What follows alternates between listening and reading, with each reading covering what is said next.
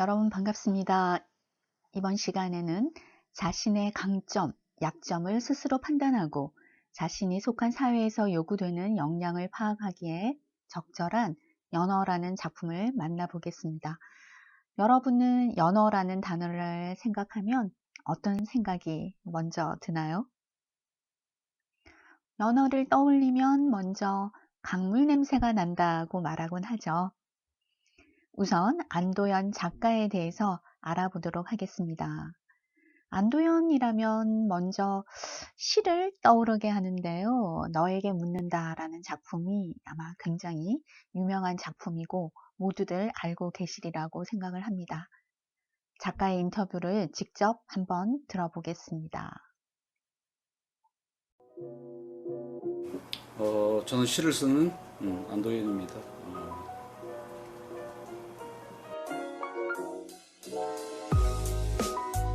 나는 내가 그 글 쓰면서 이렇게 일생을 보낼 줄 상상하지 못했어요. 어릴 적에는. 어릴 적에 나는 그림 그리는 걸 굉장히 좋아했고 글 쓰는 것은 내가 싫어하는 것 중에 하나였어요. 나는 뭐 지금까지도 일기를 제대로 써본 적이 없어요. 중학교 3학년 때 내가 미술반이어서 학교 교지를 만드는 데 불려가서 사파 그리는 일을 맡았어요. 근데 하루는 교지 편집을 지도하는 국어 선생님이 사파 그리는 미술반원들만 모아놓고 갑자기 깃뺨을 2대를 때린 적이 있어요. 그림 그리는 속도가 너무 늦다. 그게 너무나 억울하고 복수를 해야 되겠다. 시를 한 편 써가지고 교지에 탁 멋있게 실리게 되면 미술반 쪽에도 이렇게 좋은 시를 쓰는 놈이 있구나. 선생님을 반성하게 만드는 거, 이게 이제 복수의 목표였어요. 열심히 쓰지 않던 시를 한 편 써서 이제 교지에 투고를 했는데 내가 그린 그림 사파들은 굉장히 많이 실려 있었어요.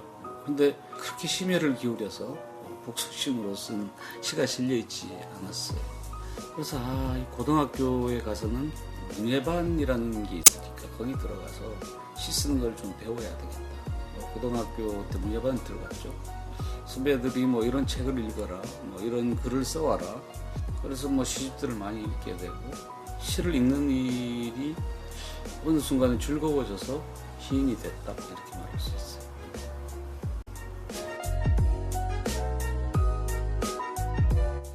한 20몇 년 전부터 어른을 위한 동화라는 책을 쓰기 시작했어요. 최근에 돌고래를 소재로 한 남방 큰 돌고래라는 책을 출간해서 강연 이야기들을 좀 하고 있고, 한 10몇 년 전주에 있는 우석대학교에서 문창과 학생들을 가르치다가 올해 2019년 3월에 단국대 문창과로 밥 먹는 자리를 옮겼어요. 새로운 젊은 친구들하고 매일 보면서 이제 수업을 하는데, 내가 그동안 글을 써오면서 알게 된 어떤 경험들, 겪었던 거, 뭐 이런 것들을 같이 공유하는 시간들이라고 생각해요.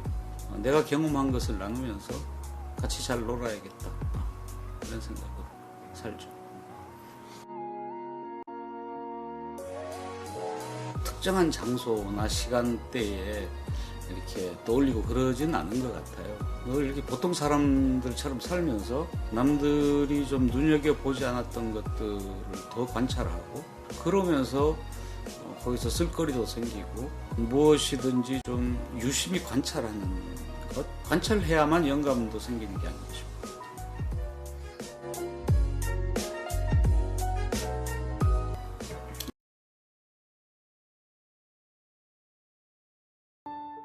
작가 안도연의 작가 소개, 작품 활동 동기, 수상 내역에 대해 알아보겠습니다. 작가 안도연은 원광대 국문과와 단국대 대학원 문해창작과를 졸업하였습니다.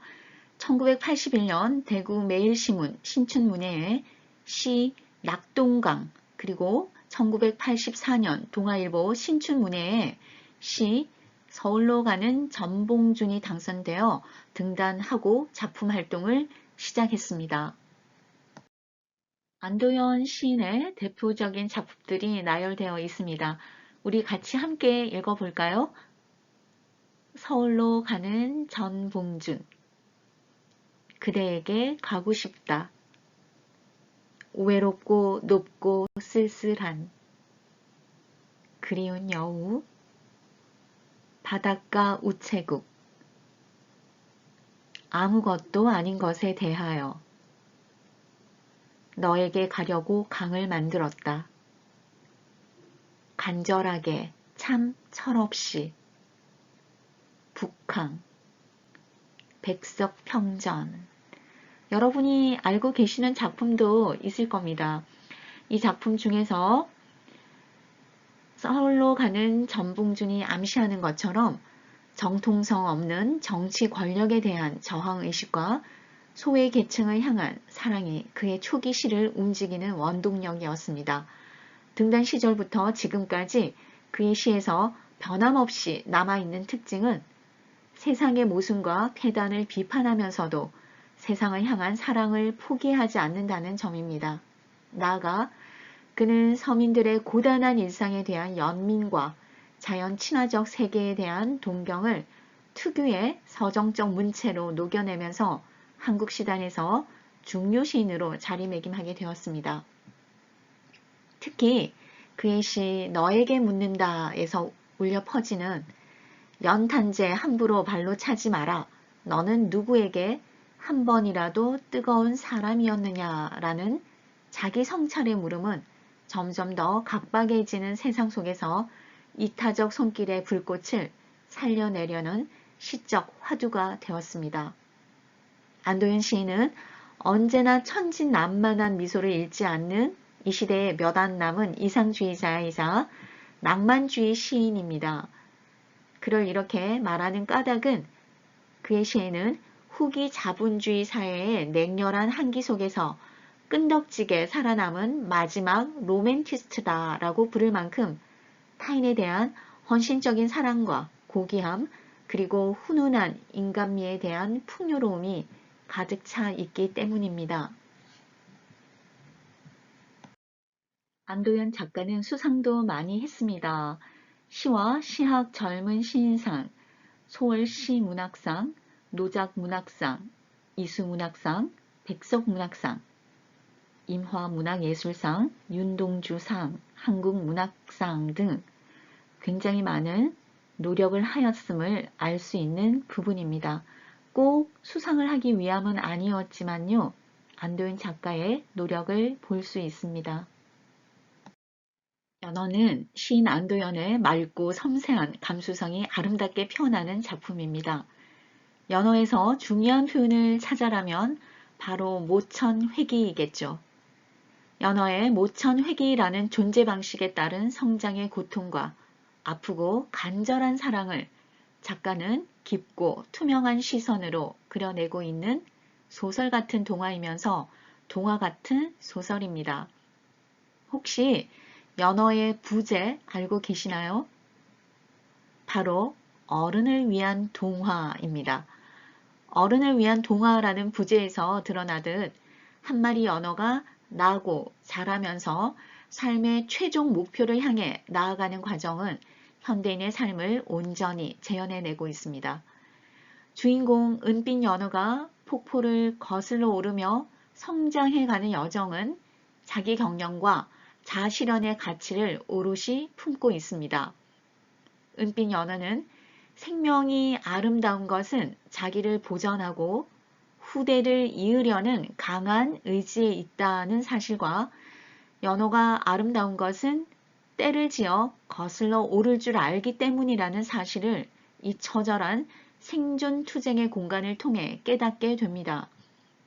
바다에서 시작해 초록강, 폭포를 거쳐 연어는 자연과 인간이 감동적으로 만나는 장엄함을 보여줍니다.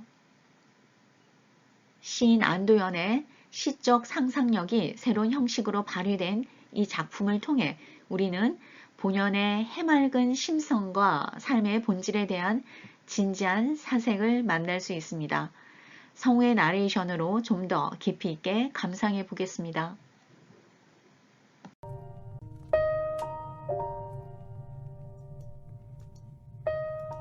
괜찮니?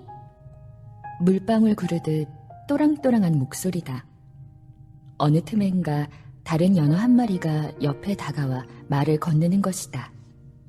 은빛 연어는 그제야 정신을 차리고 곁눈질로 그 연어를 가만히 본다. 괜찮니? 상냥한 목소리의 주인은 등이 검푸르고 배가 하얀 그저 보통 연어였다. 그렇지만 그녀의 눈은 맑은 밤하늘의 별처럼 반짝반짝 빛을 내고 있었다. 언젠가 은빛 연어는 터 큰 연어 몰래 바다 위로 얼굴을 내밀고 밤하늘을 구경한 적이 있었다. 마치 물소리가 날 것 같던 은하수, 어둠 속에 점점이 박혀 각자 제 빛깔을 자랑하던 이름 모를 수많은 별들. 그때 은빛 연어는 별이 하늘의 눈망울이라고 생각했던가?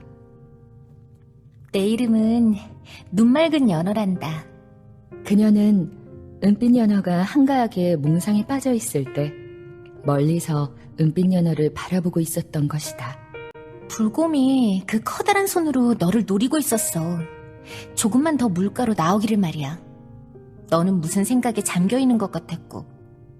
그 불곰이 너를 내리치는 순간 내가 소리를 치면서 꼬리 지느러미로 너를 힘껏 떠다 밀었지. 괜찮니? 아프지 않아? 이렇게 묻는 눈맑은 연어의 등 지느러미는 찢어져서 힘없이 너덜거리고 있었다.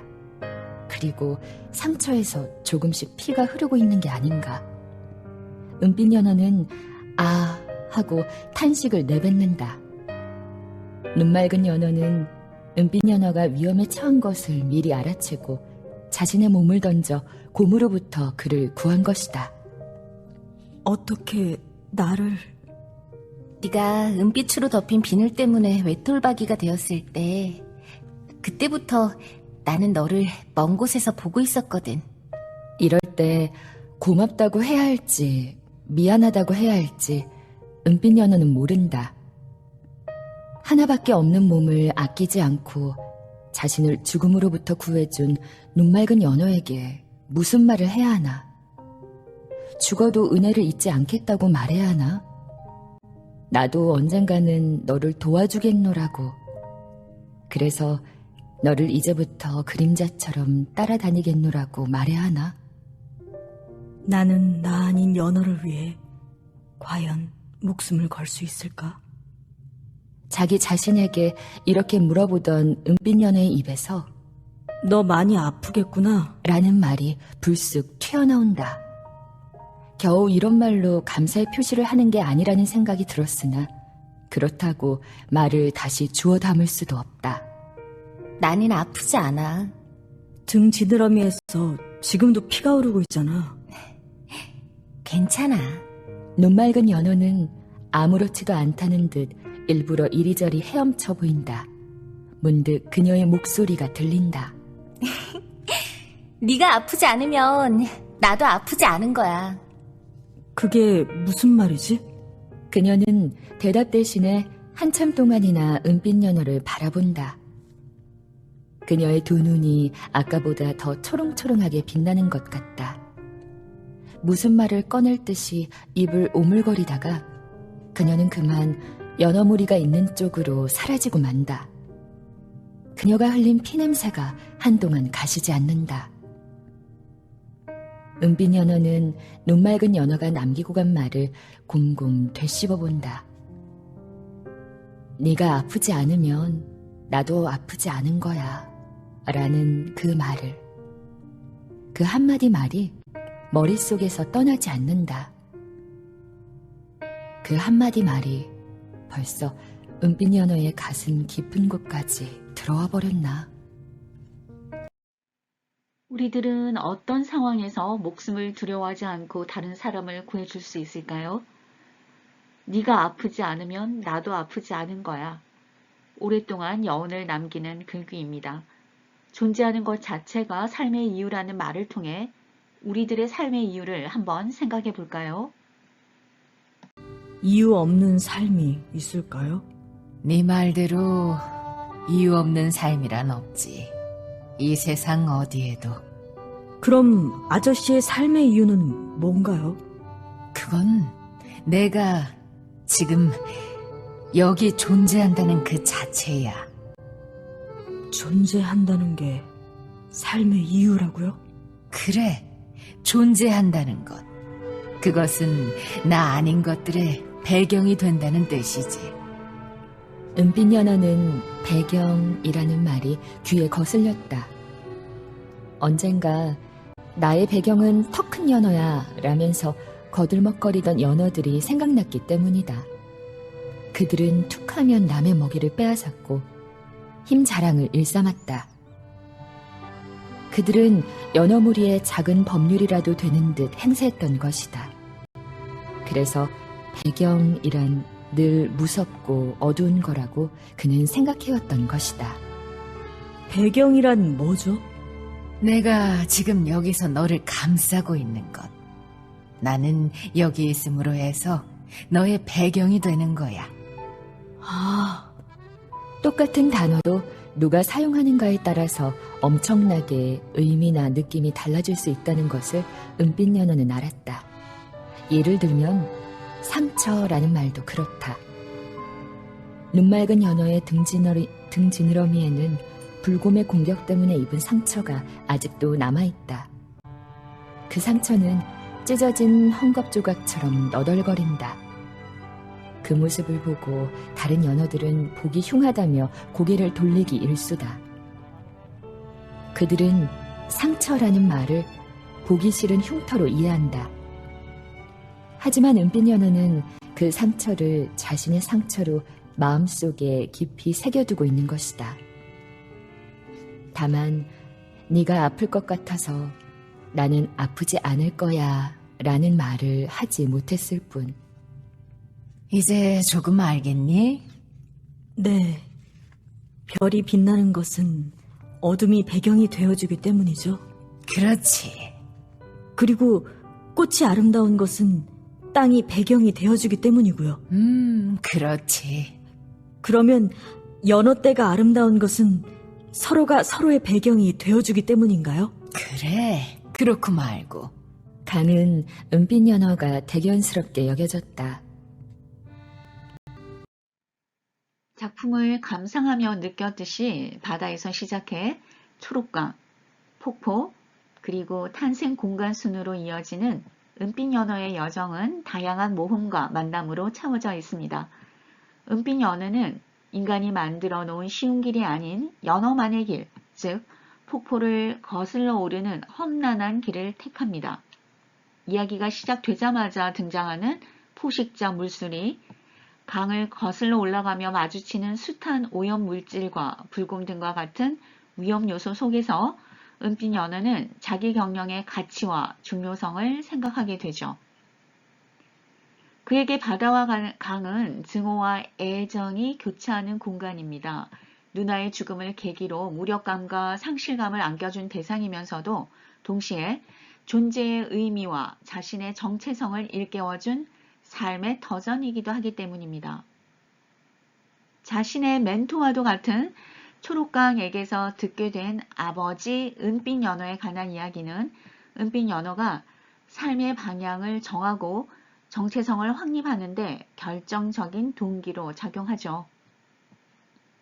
여러분들도 인생에 도움이 되는 다양한 멘토를 만나보는 것도 참 의미 있는 일이다라고 생각하게 하는 부분입니다.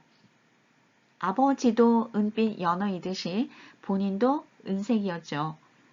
연어 무리의 존경을 받은 훌륭한 지도자였다라는 이야기를 듣게 된 것이 바로 은빛 연어가 아버지의 길을 따르기로 결심한 이유입니다. 그것은 쉽고 평탄한 길이 아니라 고난과 시련이 기다리는 험난한 길이었죠. 그 길은 폭포와 하나가 됨으로써 그것을 뛰어넘는 자기 경영의 길이자 자기 성장의 길이라 할 수 있습니다. 연어 등장인물에 대해서 알아보겠습니다. 어떤 연어가 가장 기억에 나는지요? 네, 은빛 연어, 또 눈맑은 연어, 네, 초록강도 있었고요. 빼빼 마른 연어, 턱 큰 연어, 은빛 연어의 누나도 있었죠. 등장한 연어에 대해 알아보겠습니다. 작품을 감상하시면서 어떤 캐릭터가 가장 인상적인가요? 아마 여러분들도 은빛 연어, 눈 맑은 연어가 가장 많이 생각이 났을 거라고 생각합니다. 먼저 은빛 연어 어떤 생각이 들게 하던가요? 은빛 연어는 다른 연어들과는 달리 등에 은색 선이 나와 있는 별종입니다. 외모 때문에 천적의 시야에 쉽게 노출되고요. 하지만 은빛 연어에게는 그 점이 오히려 열등감과 소외감으로 작용합니다. 공동체의 생존 논리가 자율적 행동과 판단을 구속하기 때문인데요.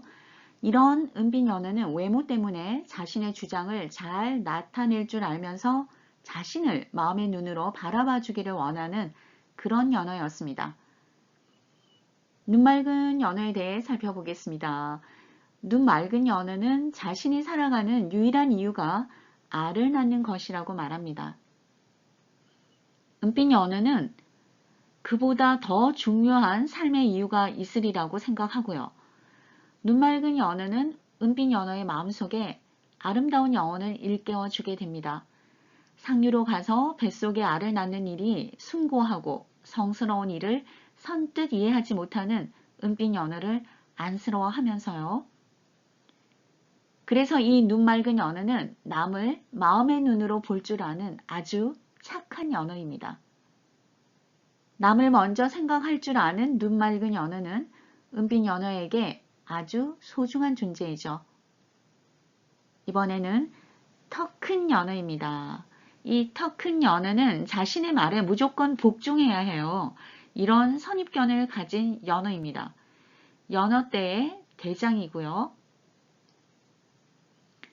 세 가지 유형을 살펴보았는데 여러분은 이 유형 중에서 어떤 연어가 되고 싶은지 생각을 해보셨나요?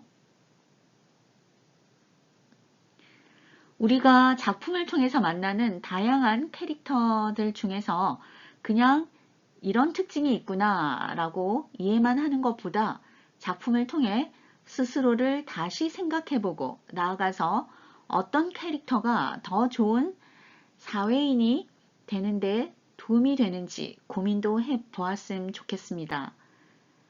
이런 이유가 문학을 가까이 하고 또 항상 자기 자신을 되돌아보는 기회를 가지게 해주지 않나 라고 생각해 봅니다. 빼빼 마른 연어입니다. 여러분들이 보기에도 굉장히 말라 보이죠? 많은 연어가 등장하고 있는데요. 이 많은 연어들 중에서 빼빼 마른 연어는 과학자입니다. 그렇다면 굉장히 신중하겠죠.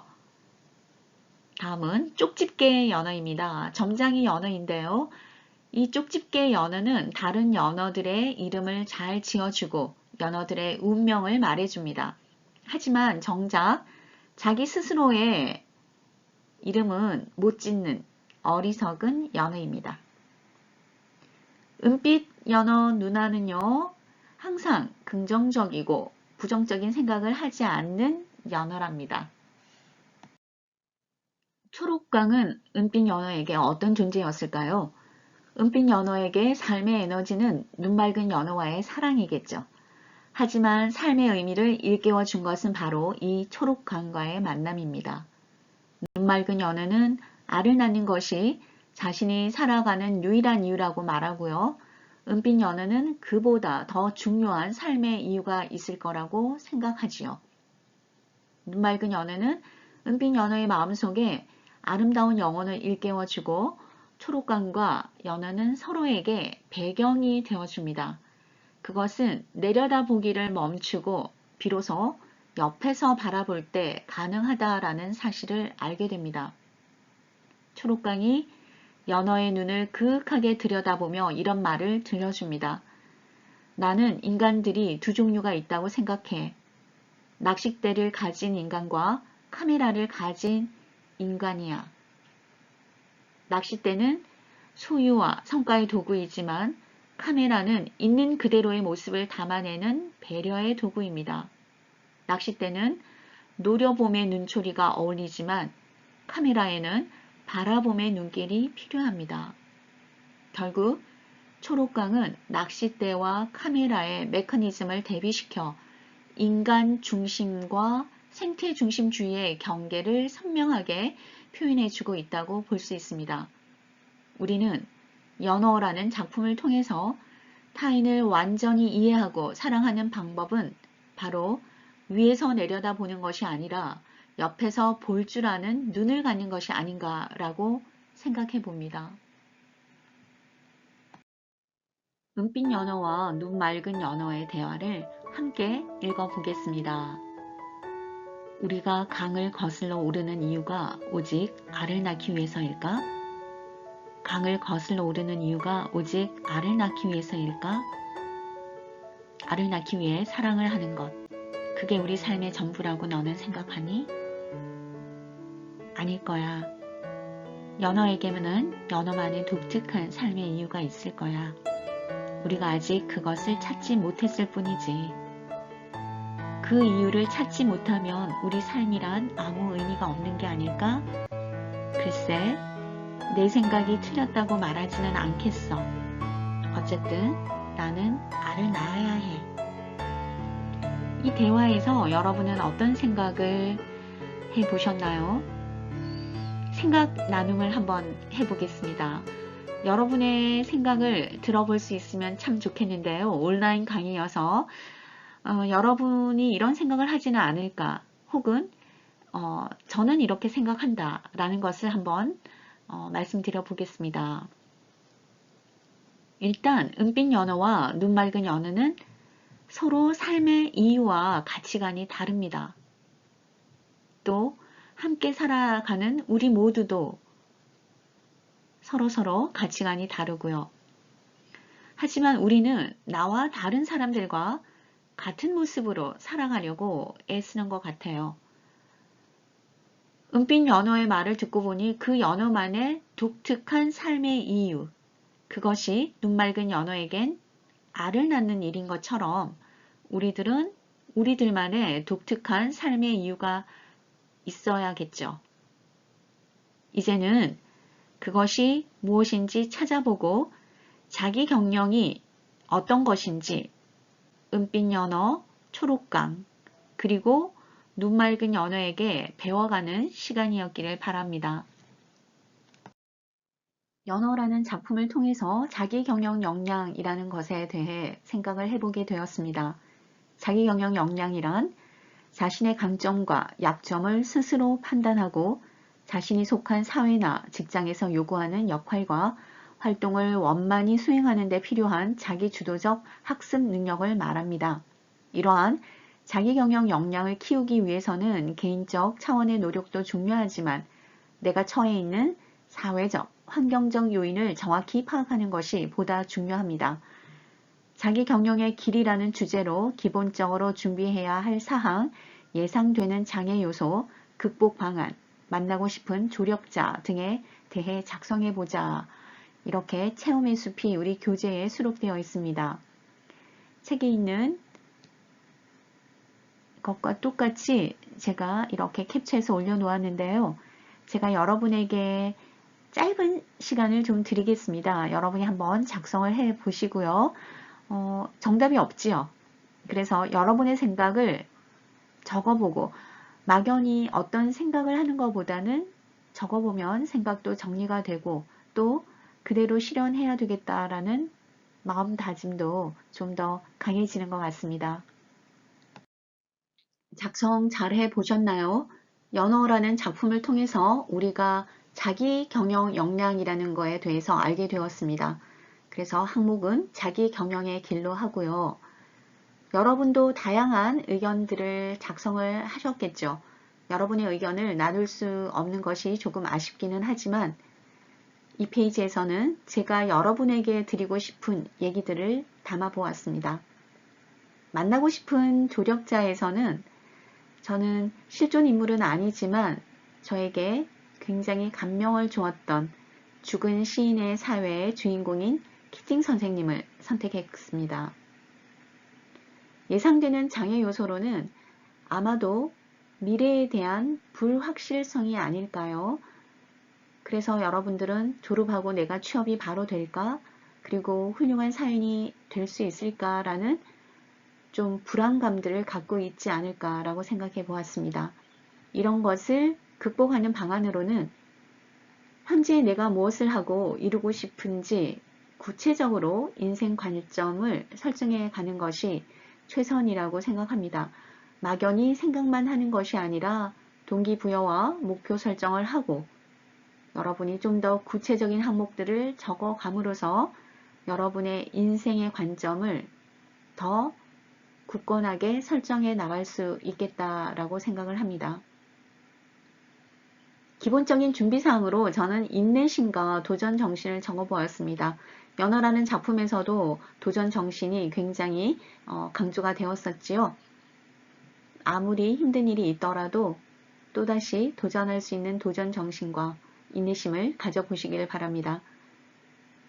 실현 가능성에서는 여러분 모두 100%라고 적었으면 좋겠다라고 생각하는데요. 많은 장애 요소를 피하기보다는 현재 내가 할 수 있는 것에 최선을 다해서 극복해 나가자. 그리고 실현 가능성이 여러분의 진로에 관한 것이라면 모두 100%다 라고 답변을 하시면 좋겠습니다.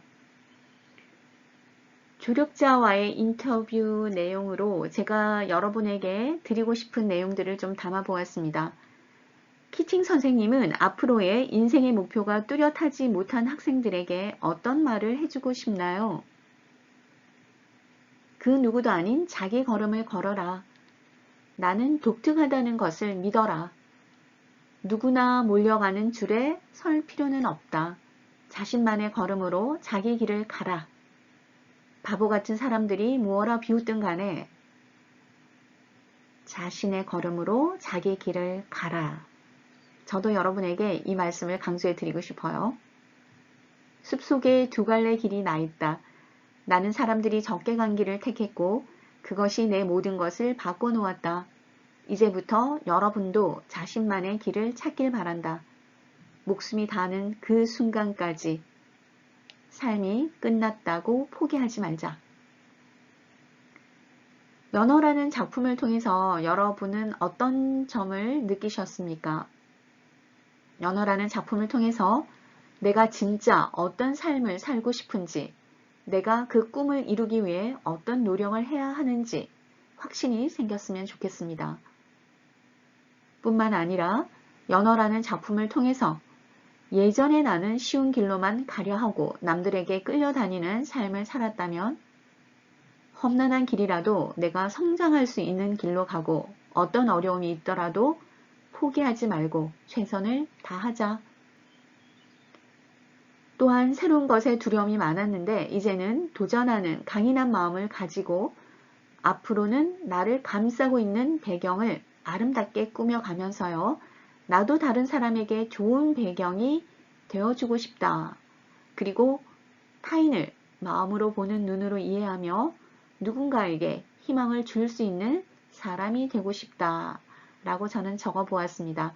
마지막 느낀 점 부분에서는 연어 작품 속에 등장한 여러 캐릭터들의 마음가짐도 함께 포함이 되고 있습니다. 이번 시간에는 연어의 작가 안도영과 등장인물 그리고 체험의 숲을 통해 생각 나눔을 해보았습니다. 여러분 강의 들으시느라 수고 많으셨습니다.